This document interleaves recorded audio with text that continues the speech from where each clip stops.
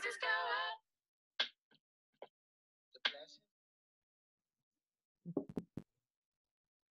Hello, BCC family, and welcome to the second week of Rappin with Rev Laura. We're very excited about this program, and we hope you are too. And this is your opportunity to ask Rev Laura any question that you're itching to ask, because you just don't get that hug, at the back of the church, and you're not whispering in her ear. So here we go. I'm going to hand it over to Mike. Any questions that you have, send them to Rev Laura, and we'll get them answered as we move forward. Well, hello, Reverend Laura. Whisper in my virtual ear, Mike. I know you're a Cubs fan, and so you know what a hard ball is. Mm-hmm.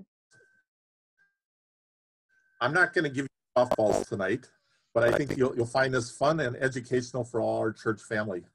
So, one fact about you in life that has not been shared at BCC since you've arrived to our family? That's a great question. And I think I'm a pretty open book.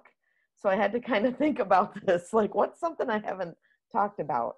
I probably talked too much about myself. So here's a fun fact. My best friend Paul and I, when we were in college, we won a jitterbug contest at the Woodfield Mall in Schaumburg, Illinois.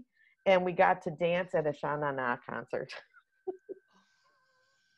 Yeah. I know Sha-Na-Na.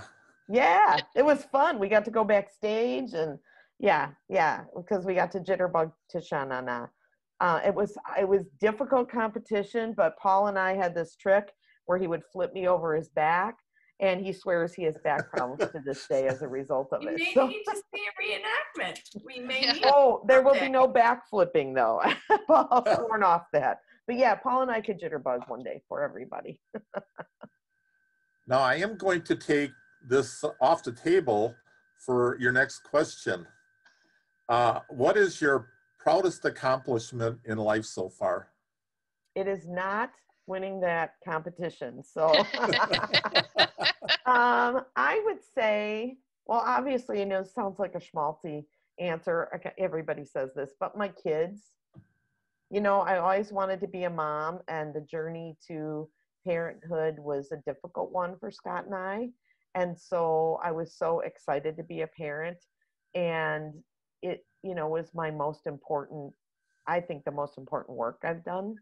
And I'm really proud of my kids and who they've become and who they're becoming. And, you all are parents, how hard that work is. And there were times when my kids took a back seat to my work, and, I kind of regret that, but I'm really proud of the way that they've turned out. And then, other than personal life related, vocationally, I think I'm most proud of the racial justice work that I'm doing right now.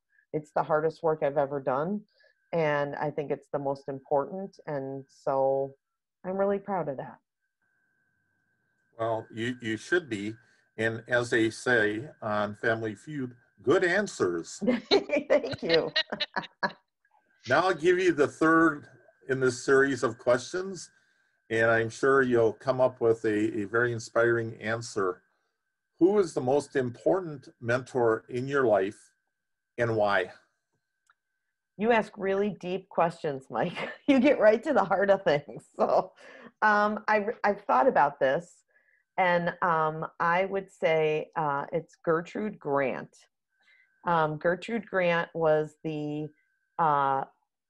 wife of the associate pastor for visitation at the church that I grew up in. She was a woman of a generation where they went to seminary, but they didn't get ordained. They became Christian educators and pastors' wives and basically worked for free. And her husband was the associate pastor, and it was sort of a moving into retirement move for them. So I got to know them later in their lives. And she ran the women's fellowship at the church. And a lot of people think, well, that's a very typical minister's wife thing to do. But she really, this was in the 70s, and she really did some radical things, and really established some really awesome women's ministry with the women of the church. And she was into theater, and I was into theater. She did like, liturgical drama stuff. She was a really important person in my mom's life, because my mom was, a mom with kids and at home, and built that. Those people are still her really good friends. And I asked Gertrude to speak at my ordination, because she was a role model for me. Most of the models I had for ministry were men, and she stood out. And I thought, even though she wasn't ordained, she was as much a minister as her husband or any of the ordained clergy that I knew. So having her involved in my ordination was really important.